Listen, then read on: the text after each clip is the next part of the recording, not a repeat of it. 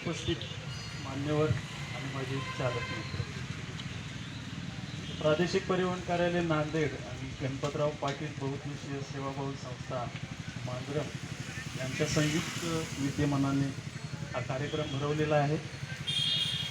4 दिवसापूर्वी मला सरांचा फोन आला की तुमच्या संघटनेची इच्छा आहे की हा कार्यक्रम भरवावा.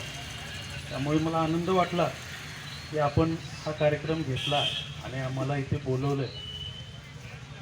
सर जसे म्हणले की अपघात झाल्यानंतर आपल्याला ही शिक्षा आहे 7 वर्षाची आणि दंड. मी म्हणतो अपघातच झाला नाही तर आपण असा विचार का करताय की अपघात झाल्यानंतर असं करताय. अपघातच झाला नाही तर म्हणून आम्ही सगरोळी गावापासून हेल्मेटयुक्त अपघातमुक्त गाव हे चालू केलेलं आहे. प्रत्येक गावामध्ये हा तालुक्याचा कार्यक्रम होणार आहे. हेल्मेटयुक्त अपघातमुक्त. प्रत्येक व्यक्तीनं हेल्मेट वापरणं गरजेचंच आहे. यापासून नांदेडमध्ये महिन्याला वर्षाला 450 लोक 400 ते 450 लोक मृत्युमुखी पडतात टू व्हीलरवरून. त्यातले टू व्हीलरवरून 200 ते 250 लोक मृत्युमुखी पडतात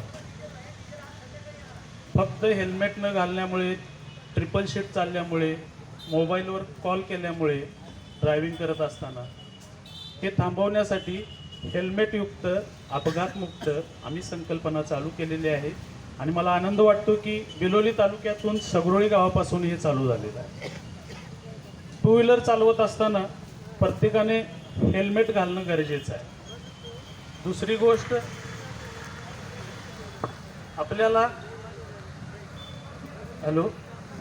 आपल्याला ट्रिपल शीट चालणं हे चुकीचं आहे.